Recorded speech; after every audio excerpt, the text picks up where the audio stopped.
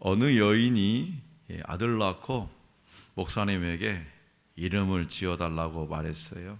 그 목사님은 한참 기도하고 고민하다가 딱 일어나라, 빛을 발하라 라는 말씀이 생각나서 발할 발, 그 다음에 빛광자를 써서 발광이라고 이름을 지어줬다고 합니다.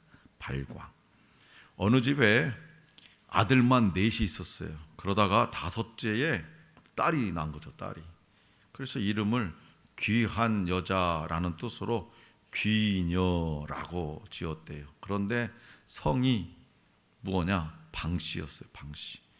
그래서 그녀가 은행에 가서 기다리는데 은행 직원이 방귀녀 씨라고 부르면 주변 사람들이 막 웃어대는 거예요. 그래서 그녀는 일생 동안 딱 한 은행만 갔대요. 그 은행이 어떤 은행이냐? 자기 이름을 부르지 않도록 요청한 은행이래요. 자, 오늘 저와 여러분들의 이름은 뭐냐? 각자 뭐 다 박현규, 김유건 뭐 다 있지만 우리는 그리스도인이라는 이름이 또 있습니다.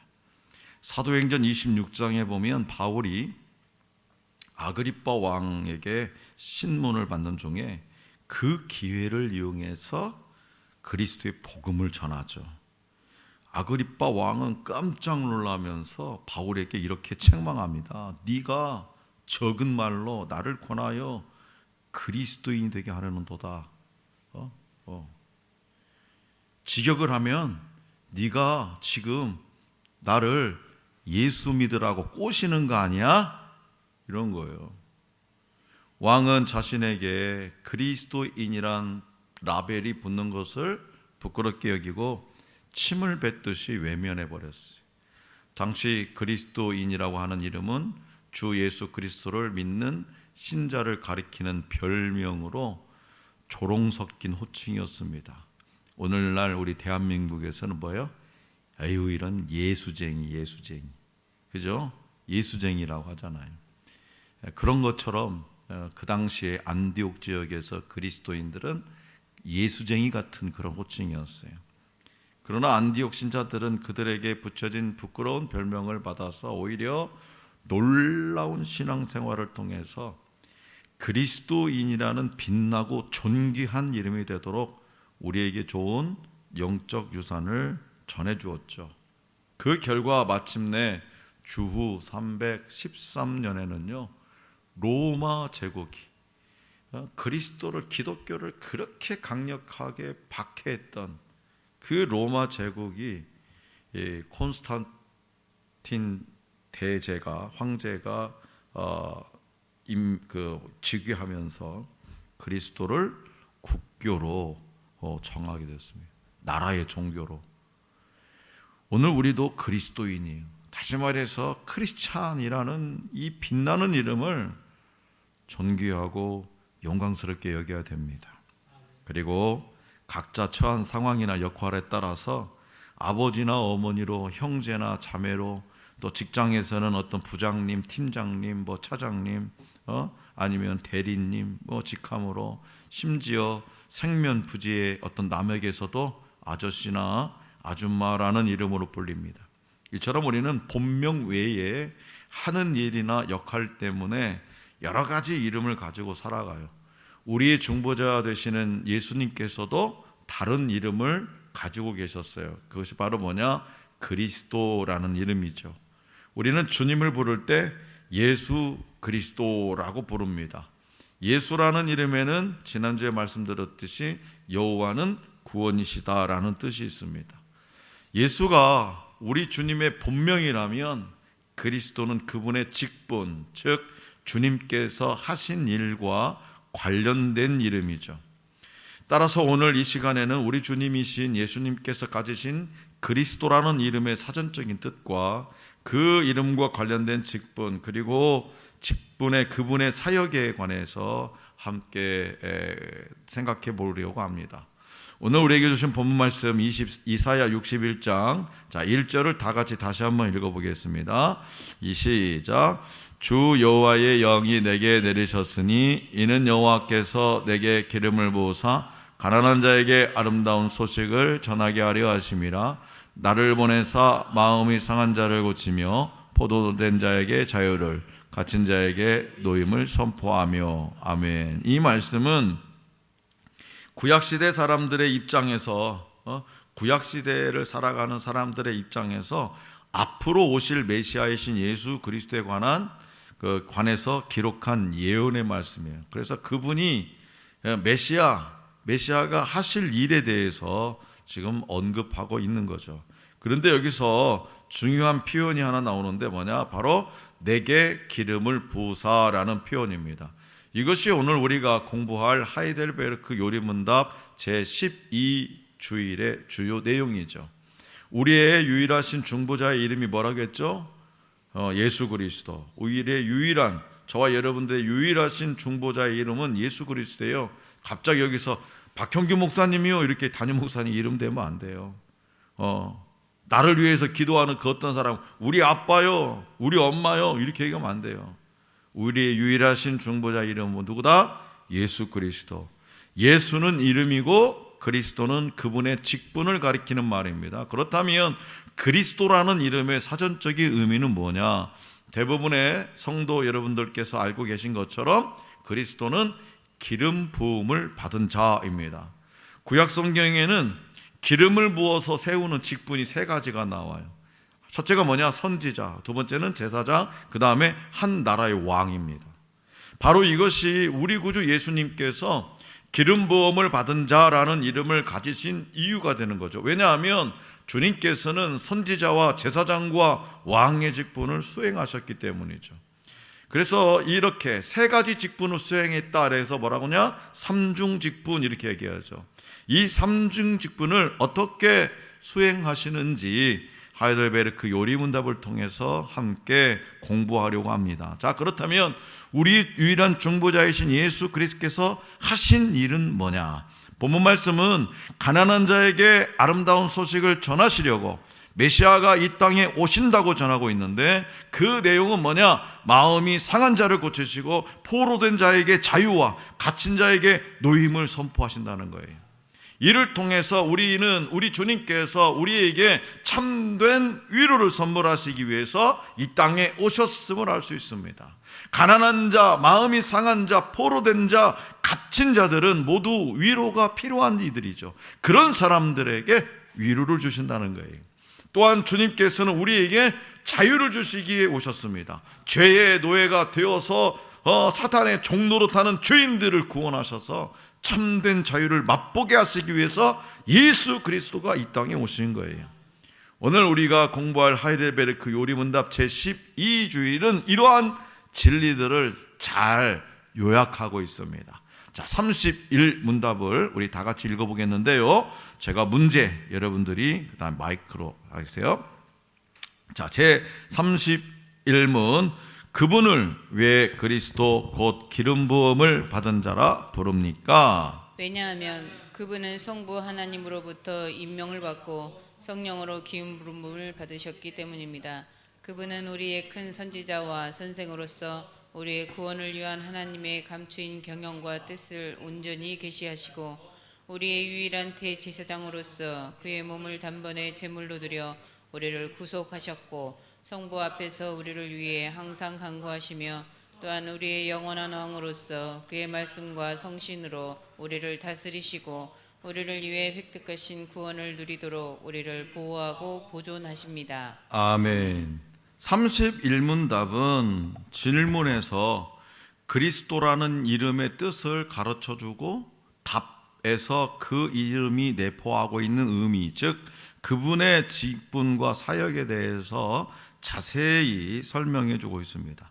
그리스도는 앞서 다룬 것처럼 기름 부음을 받은 자라는 뜻의 헬라어 이름입니다. 그렇다면 우리가 주님을 그리스도라고 부르는 이유가 뭐냐? 방금 읽은 문답과 같은 거죠. 먼저는 그분께서 성부 하나님으로부터 임명을 받았고 성령으로 기름 부음을 받으셨기 때문이죠. 주님께서는 당신이 좋아서 이 땅에 오신 것이 아닙니다. 성부 하나님께서 임명하시고 성령님의 기름 부음을 받아서 이 땅에 오셨어요. 그래서 그리스도 즉 메시아의 직분을 수행하신 겁니다. 그래서 우리는 이것을 그리스도의 삼중 직분이라고 부르죠. 자, 삼중 직분은 뭐냐? 첫째는 선지자직입니다. 앞서 읽은 문답의 설명대로 우리 주님께서는 우리의 큰 선지자와 선생으로서 우리의 구원을 위한 하나님의 감추인 경영과 뜻을 온전히 계시하셨습니다. 선지자는 하나님의 말씀을 다루는 직분이었습니다. 하나님의 말씀을 때로는 직접 받아서 기록하고 때로는 기록된 하나님의 말씀을 해석해서 사람들에게 가르침으로써 하나님의 백성들이 하나님의 말씀대로 살아갈 수 있도록 길잡이 역할을 해준 거죠. 그래서 우리 주님께서 바로 이런 선지자의 직분을 수행하셨는데 본 문답에서는 특별히 주님을 큰 선지자와 선생이라고 부르는 것을 볼 수 있습니다. 왜냐하면 구약시대의 인간 선지자들은요, 사람 선지자들은요, 때때로 하나님의 말씀에 제대로 순종하지 않거나 낙심하여 죽기를 구하는 등 연약한 모습, 선지자로서의 연약한 모습을 보였다. 하나님이 임명했음에도 불구하고 그런 연약한 인간적인 모습을 보여줬다. 하지만 우리 주님께서는요, 선지자의 직분을 가장 잘, 아니 완벽하게 수행해내셨기 때문입니다. 엘리야는 우리가 잘 알다시피 갈멜산에서 800대 1 바알과 아시라 선지자들을 모조리 이기고도 자신을 죽이겠다는 왕비 이세벨의 말을 듣고 낙심했습니다. 어떡하지? 그래서 도망 다녔어요. 800대 1을 이겨놓고. 요나는 어떻습니까? 요나는 니느웨로 가서 하나님의 심판을 경고하라는 말씀을 듣고도 순종하지 않았습니다. 누군데 요나가? 선지자요, 선지자. 이처럼 인간 선지자들은 종종 연약한 모습을 보여주었지만 우리 주님께서는 하나님의 말씀을 가르치고 전하는 선지자의 직분을 너무나도 완벽하게 수행해내셨습니다. 그래서 주님께서 전하시는 복음을 들은 사람들이 그 가르침이 기이하여 놀라워했다라는 기록을 우리 복음서의 여러 곳에서 발견할 수 있습니다. 참으로 우리 주님께서는 큰 선지자와 선생으로서 우리의 구원을 위한 하나님의 감추인 경영과 뜻을 우리에게 온전히 가르쳐 주셨다는 사실을 믿으시기 바랍니다. 둘째는요, 제사장직을 감당하셨어요. 본 문답은 주님을 우리의 유일한 대제사장이라고 표현합니다. 구약시대에도 대제사장은 한 명이었습니다. 그런데 중요한 것은 인간 제사장 또한 앞서 다룬 인간 선지자들과 마찬가지로 불완전했다는 사실입니다. 어떤 면에서 불완전했습니까? 그들 자신도 뭐예요? 죄인이었다는 사실에서 그렇습니다. 제사장이라는 직분은 하나님과 그분의 백성들 사이에 중보자라는 막중한 책임을 감당해야 하는 직분이었죠. 그래서 제사장은 항상 자신을 돌보아서 거룩한 삶을 살아야 할 의무가 있었어요. 하나님께서 연락하실 만한 거룩하고 향기로운 제사를 드려서 그분의 백성들이 죄로 인해 멸망하지 않도록 해야 했습니다. 그러나 그들이 드리는 제사는 불완전했다라는 거죠. 그들 자신이 죄인이었을 뿐만 아니라 짐승을 죽여 드리는 제사는 이스라엘 회중의 죄를 영원히 사하지 못했습니다. 그래서 하나님께서 정하신 절기마다 정기적으로 제사를 드려야 했던 거죠. 그러나 우리의 유일한 대제사장이신 예수 그리스도께서는 참 하나님이시면서 참 사람이신 자신을 단번에 제물로 드려서 우리를 구원하셨다는 거예요. 따라서 다시는 죄를 사하는 제사를 드릴 필요도, 그러한 제사를 담당할 제사장도 필요하지 않게 되었습니다. 그런 면에서, 그런 의미에서 천주교의 미사와 사제 직분은요, 철저히 비성경적인 토대 위에 있는 것이라고 할 수 있습니다. 왜냐? 미사는요, 우리가 드리는 예배와 달리 구약의 제사 개념으로서 영성체라는 예전을 통해서 그리스도의 살과 피를 제단 위에 드림으로 깨끗함을 얻는 것이기 때문이죠. 사제 직분 또한 구약시대의 제사장과 같은 개념으로서 그리스도만이 유일한 대제사장이시면서 중보자시라는 성경의 진리를 대단히 많이 벗어나 있음을 보게 됩니다. 2014년에 교황이 우리나라를 방문한 일이 있어요. 교황이 참 대단한 일이죠. 교황이 한 나라를 방문한다는. 그래서 그분의 소탈한 행보와 인자한 표정, 그가 행한 강론 등이 큰 반향을 불러일으키는 가운데 개신교인들도 이를 두고 저런 지도자가 왜 개신교에는 없는지 탄식하는 것을 들었습니다. 그러나 여기서 우리가 한 가지 분명히 해야 할 것이 있어요. 뭐냐면 교황도 오늘 저와 여러분들과 똑같은 죄인이라는 거예요. 우리의 사죄를 선언할 중보자의 자격이 없고 천주교에서 숭상하는 마리아와 성자들 또한, 성인들 또한 우일한 중보자이며 대제사장이신 예수 그리스도를 조금도 대신할 수 없다는 사실입니다. 우리 주님은요, 저와 여러분들의 유일한 대제사장으로서 그의 몸을 단번에 제물로 드려 우리를 구속하셨고, 성부 앞에서 우리를 위해 항상 간구하심으로써 우리의 중보자의 직분을 수행하고 계심을 믿으시기 바랍니다. 또한 우리 주님은 항상 불완전하고 언제 죄를 지을지 모르는 인간 제사장이 아닌 완전하시며 영원하신 그분께서 우리의 중보자시라는 사실을 통해서 위로를 받으시기 바랍니다.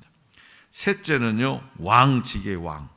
앞서 다룬 두 직분과 함께 왕도 기름 부어 세움을 받는 직분이었습니다. 그렇죠? 이스라엘 초대 누구예요? 사울도 기름 부음을 받았고 다윗도 기름 부음을 받았습니다. 왕은 하나님의 대리 통치자로서 하나님의 백성들이 하나님의 말씀대로 살도록 그들을 다스리고 그들을 외부의 침략으로부터 보호할 의무가 있습니다. 다른 직분과 마찬가지로 이 역시 인간으로서는 온전히 감당할 수 없다는 거죠.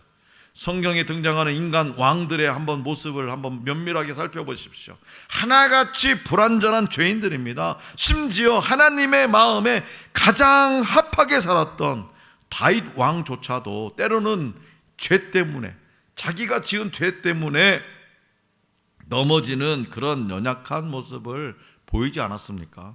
그래서 왕이 통치를 잘못하고 죄에 빠졌을 때는 왕 개인이 아닌 그 나라 백성 전체가 고통을 받게 되는 것을 우리는 볼 수 있습니다.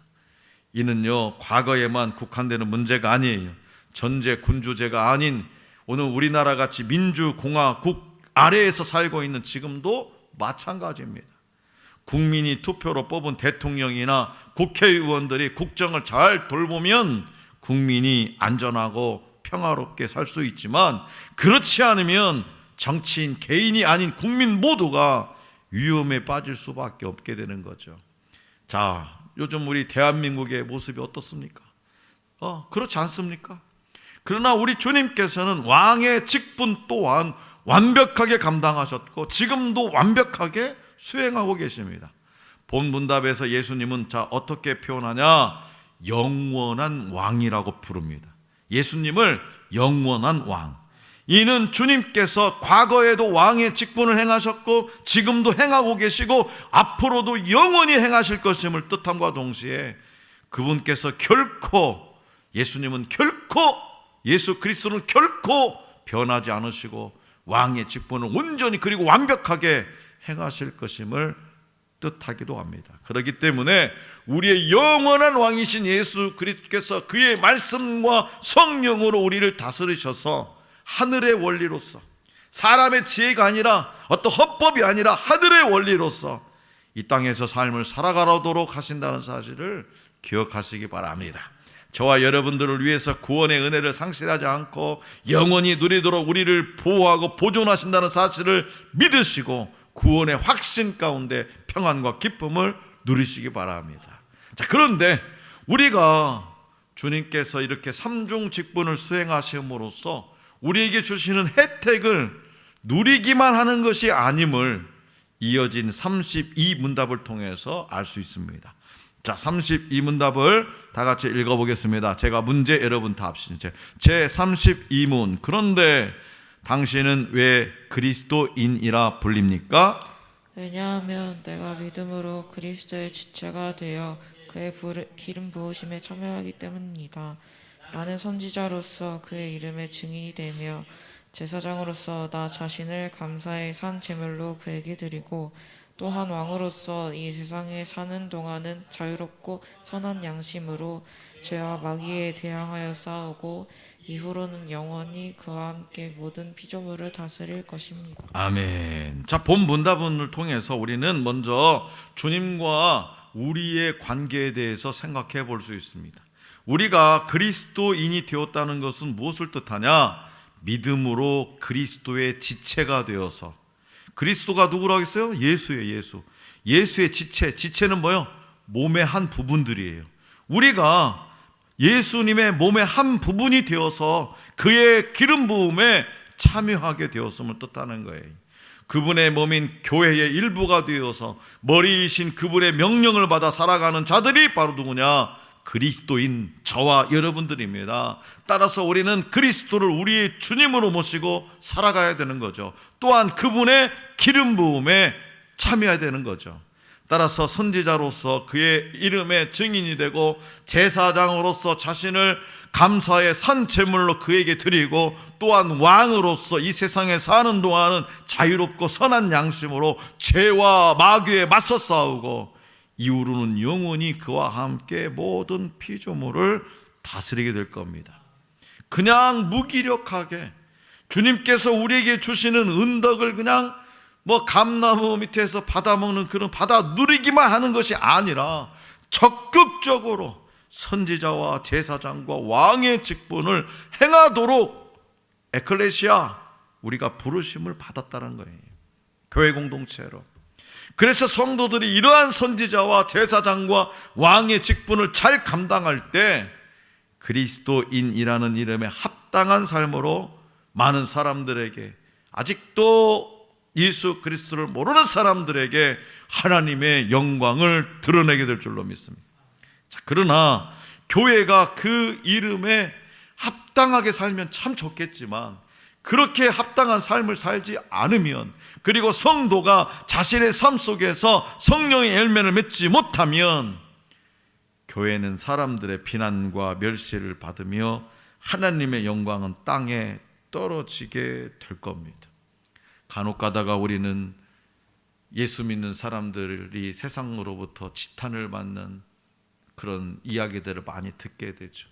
남의 얘기가 아니에요. 남의 얘기처럼 강 건너 불 구경하듯이 얘기하면 안 돼요. 어느 교회가 어쩌다 저쩌고 어느 교회가 그냥 박살이 났더라.